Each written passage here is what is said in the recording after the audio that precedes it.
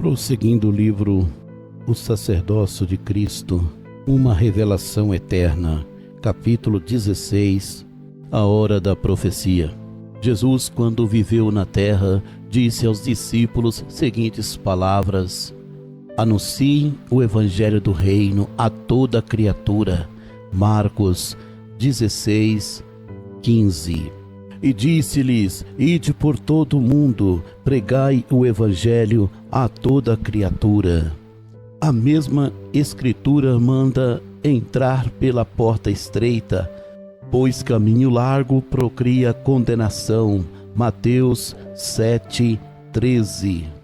Entrai pela porta estreita, porque larga é a porta e espaçoso o caminho que conduz à perdição, e muitos são os que entram por ela. Jesus disse que ninguém verá o Pai não sendo revelado, pois somente esses subirão às nuvens.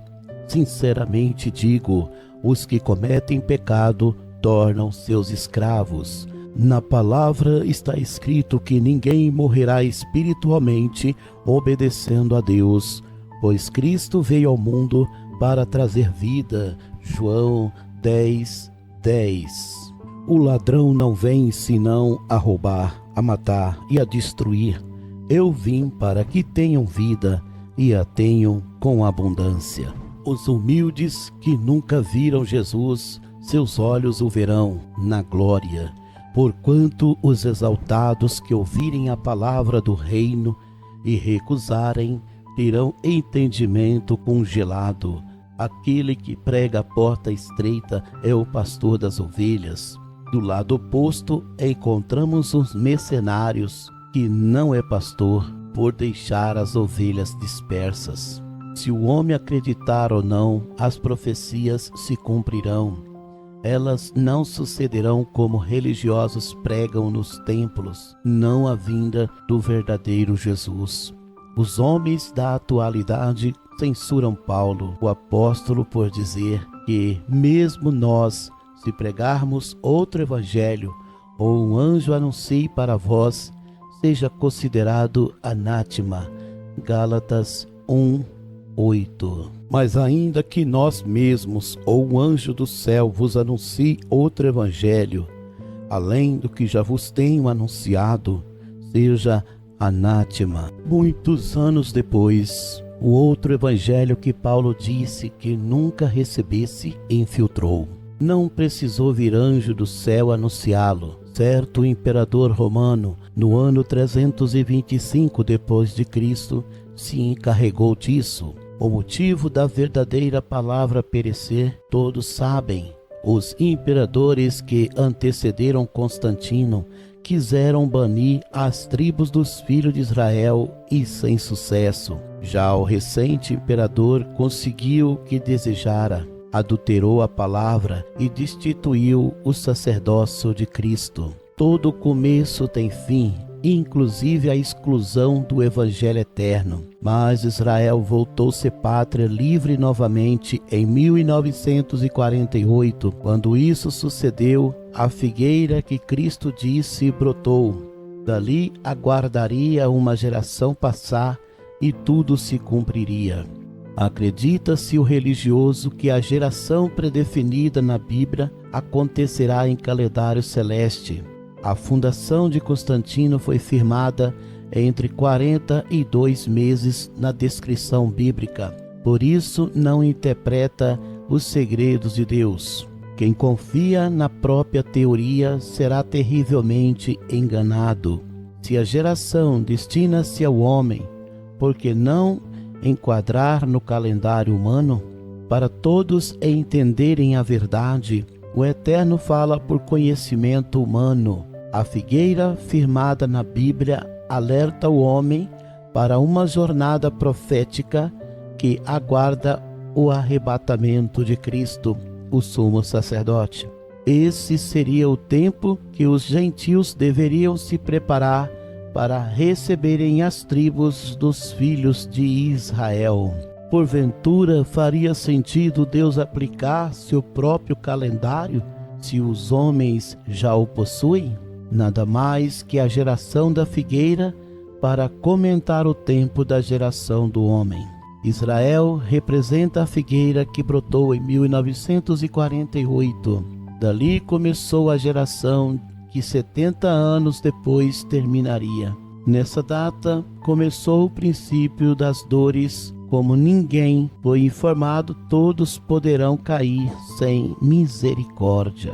Em 2018, os humanos biblicamente foram visitados por anjos, pois se trata do tempo profético.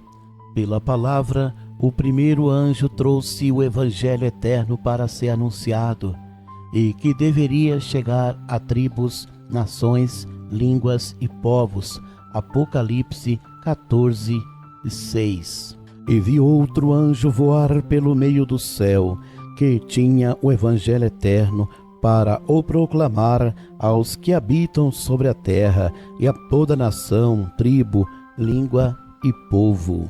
Como os 3 anjos chegarão, não importa, ambos trarão a palavra nessa nova aliança, porquanto na tribulação o último anjo virá e dirá às testemunhas que os judeus não poderão pegar a marca. Na nova aliança, 2 anjos do juízo se fazem presentes e os 144.000 ajuntos escolhidos espalhados pela terra. Já na tribulação, Satanás seduzirá os judeus para o adorarem, e muitos serão enganados e marcados na mão direita ou na testa. Entre o primeiro e o segundo anjo desce 4 anjos, que a missão deles será danificar terra, mar e árvores. Em seguida, mais um anjo aparece do leste para selar os 144.000. Apocalipse 7:3 e 4. Dizendo: não danifiqueis a terra, nem o mar, nem as árvores, até que hajamos assinalado nas suas testas os servos do nosso Deus. Eu vi o número dos assinalados, e eram 144.000 assinalados de todas as tribos dos filhos de Israel. Os assinalados pelo anjo de Deus serão 144.000. A teoria de muitos é que esses já foram assinalados quando as cartas à Ásia Menor começaram em aproximadamente 37 depois de Cristo. Aos estudiosos dirijo a pergunta: a terra também foi danificada? Como já sabemos, nunca tal evento sucedeu. Por isso, a desordem não foi firmada na história. Assim que selar os pregadores do futuro, os 4 anjos cumprirão seu papel. O caos visitará os homens de todas as classes, cor ou nacionalidade. Lembrando o caro leitor, e o anjo começou a assinalar em 2018 dessa era cristã. Os 4 anjos cumprirão a missão de retirar os 4 ventos da terra. Isto seria o Espírito Santo saindo das igrejas. Ele só seguirá nos 144.000 recentemente levantados para anunciar o Evangelho eterno. Nesse tempo, muitos blasfemarão da soberana verdade após ouvirem sobre Jesus Cristo, o sumo sacerdote. Quando a falsa vinda de Cristo acontecer, os pregadores renomados e a mídia reportarão que o Senhor voltou. Quando os 4 anjos cumprirem a missão, o segundo anjo do juízo descerá. Naquele momento, o sistema religioso tombará. Todos deverão saber que os acontecimentos proféticos sobrevirão simultaneamente. Entre as profecias acontecerá a falsa vinda de Cristo para autenticar a pregação anunciada pelos homens. A falsa vinda de Cristo virá trazendo pestes peçonhentas. Inclusive, a religião moderna anuncia que na tribulação as pessoas serão salvas, se entregando para morrer, que não é verdade. Mas após acontecer, a pregação deles se mudará, dizendo: os deixados perecerão na eterna perdição.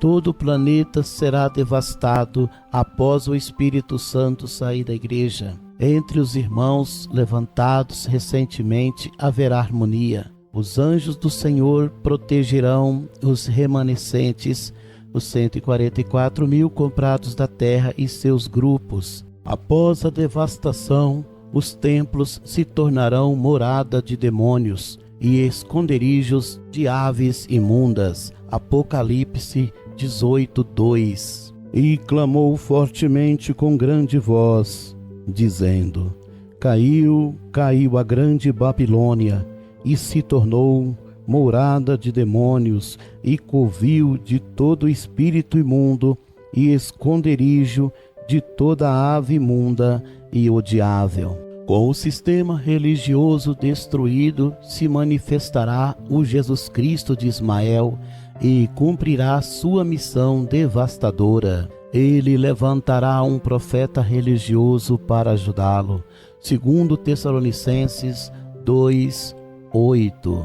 E então será revelado o iníquo, a quem o Senhor desfará pelo assopro da sua boca e aniquilará pelo resplendor da sua vinda. Você precisará compreender bem: o anticristo age por 3 formas.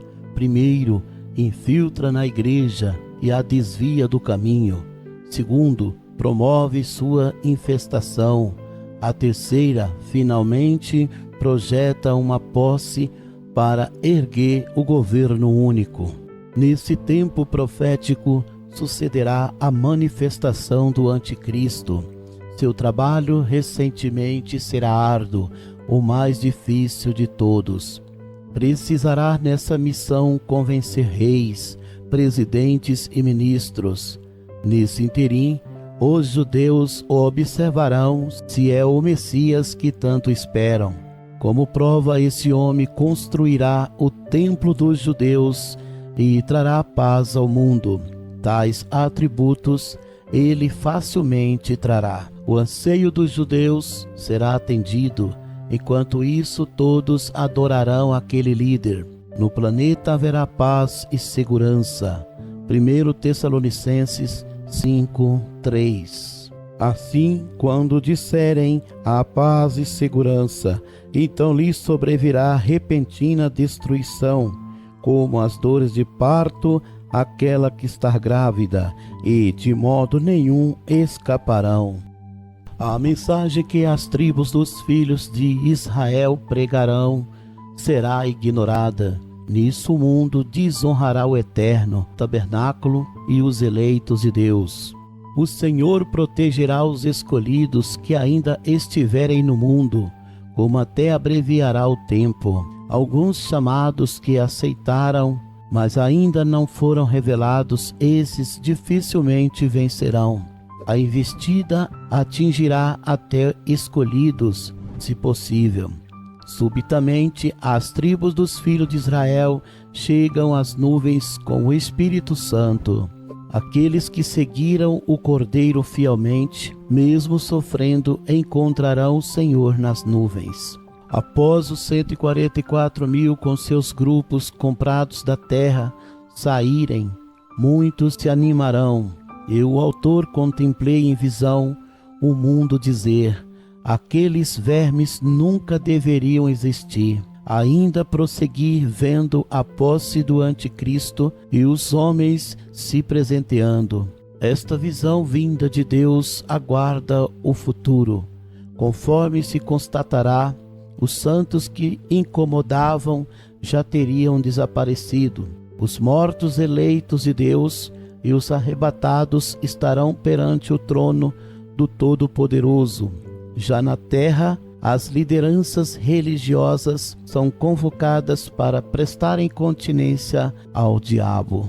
O espírito do autor se comoveu ao contemplar-se uma nuvem muito grande, branca como a neve. Sobre ela, alguém recebendo as multidões que chegavam. Seus pés não tinham calçados e todos queriam beijá-lo. Os irmãos, abraçados, diziam mutuamente: alegre-se, aqui estamos, porque fôramos comprados pelo nosso Senhor.